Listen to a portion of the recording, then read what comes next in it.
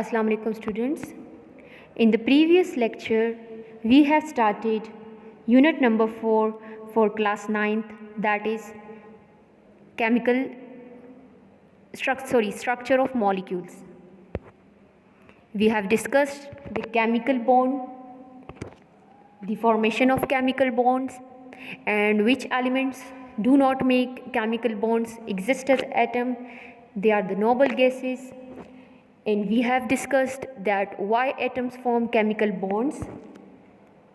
We have discussed that in the natural phenomena, when the heat flows from the hot to cold body, when water is flowing from higher to lower level. Similarly, we have discussed in atoms that atoms react with each other in order to gain stability and in order to decrease their energy. Now, there are two concepts of chemical bonding, that is the valence concept and the orbital concept. The first concept is the valence concept. What is a valence concept? Valence concept is also known as electronic theory of valence.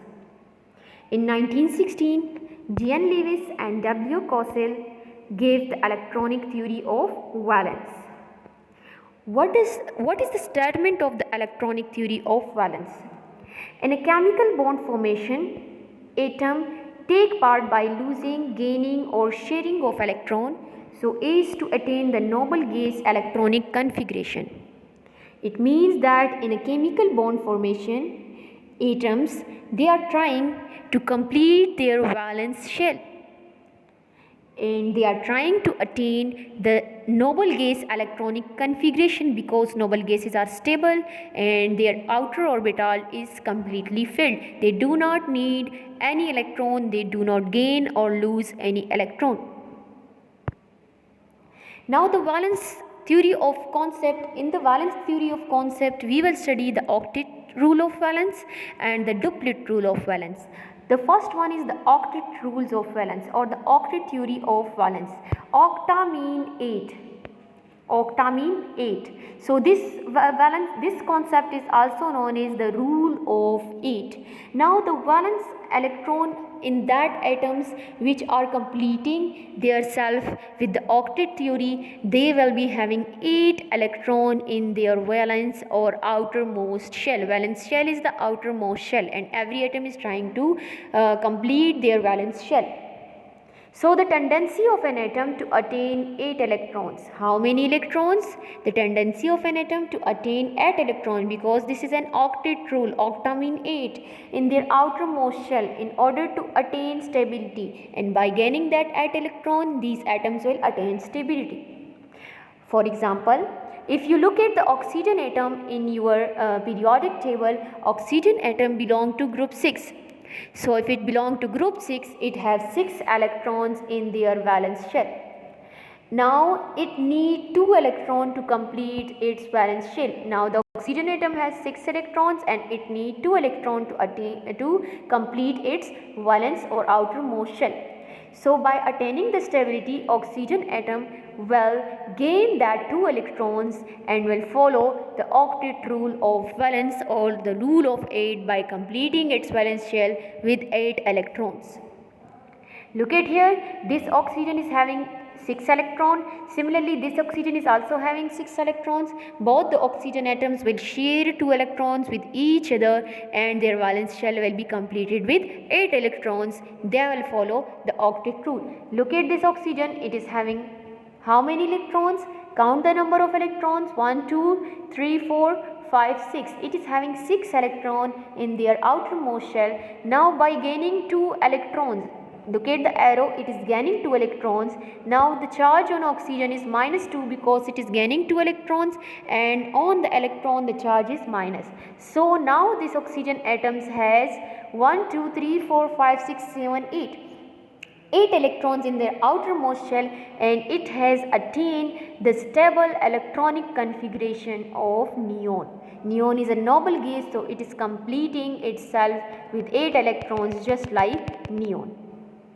Now there is another concept which is called the duplet rule or rule of 2. So the tendency of an atom to attain 2 electrons in their valence shell is called duplet rule, and they complete their valence shell with 2 electrons in order to attain stability, and they follow the duplet rule. Duplet, it means 2 or rule of 2. So for example, hydrogen, which belong to group 1, has only 1 electron in their outermost shell. It get 1 electron or share 1 electron with other hydrogen atom or with other atoms, and it gain the stability. Look at this hydrogen atom, it is having 1 electron. This hydrogen is also having 1 electron. Both of them will share these 1 electron with each other, and they will get stable. So they are also attaining stability just like the noble gases. Hydrogen is having the stability just like a noble gas, helium. Now the next group, what about the group 8? Group 8 of the periodic table. They are very stable group of the periodic table. They are called noble gases because they do not react with each other. Why? Their stabilities come from the filled outermost shell. Their valence shell is complete because helium is 2 electrons in the first shell, and we know that the first shell, that is which one shell? The K shell. The K shell can accommodate maximum how many electrons? Maximum 2 electrons, and it is having, helium is having 2 electrons, so it is complete, and it is following which one rule? It is following the duplet rule or rule of 2. All the other noble gases have 8 electrons in their outermost shell, and we know that the outermost shell is completed with the 8 electrons, so they are also completing with self with 8 electrons, and they follow the octet rule. Now the next concept is the orbital concept. That was the valence concept, that every atom is gaining either 2 electrons in their valence shell to complete itself, that is helium and hydrogen, or they are gaining 8 electrons, they are completing their self with 8 electrons in order to attain stability. So in the next concept is the orbital concept. Robert Millikan in 1922 gave this concept, which is based on the combination of atomic orbitals to produce molecular orbitals. You have studied the orbitals, that is s, p, d, f orbitals in your chapter number, you have studied it in your chapter number 3. Now these atomic orbitals combine together and they form the molecular orbital given by Robert Millikan in 1922.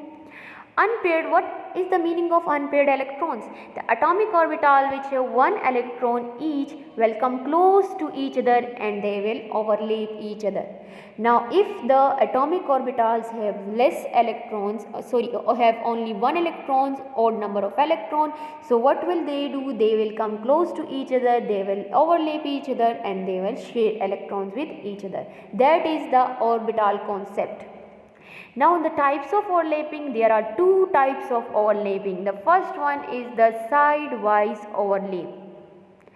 What is the meaning of sidewise overlap? Now look at here, this is a p orbital. You have studied it in your chapter number 3. The s orbital, which is spherical in shape, look at here, this is s orbital, and the p orbital, this is a p orbital. Now both the p orbitals is having unpaired electron or only 1 electron in their orbital. So what will they do? The p orbitals will overlap each other, and look at this picture, they are overlapping sidewise. This overlapping is sidewise, they are overlapping from the side, not from the middle. So we says that this type of overlap is called sidewise overlap. This type of bond that is formed by the sidewise overlap is called the pi bond. Which one bond? This type of bond is called the pi bond. Clear class? So the bond which results from the sidewise overlap is called the pi bond. Look at the other example which is given here, the linear overlap. So the s orbital and the p orbital, they are combining with each other. Now that is a linear overlap. Look at here. In that case, in the first case, the p orbital is like this. That is px, py, pz, you have studied it. Now in this one picture, the p orbital is like this. So these both of the orbitals, s orbital and p orbital, they are overlapping with each other, and this overlap is now linear overlap. This type of overlap results in which one bond? Result in sigma bond. Which one bond? This type of overlap result in sigma bond. Clear? I think it is enough for today. Thank you class.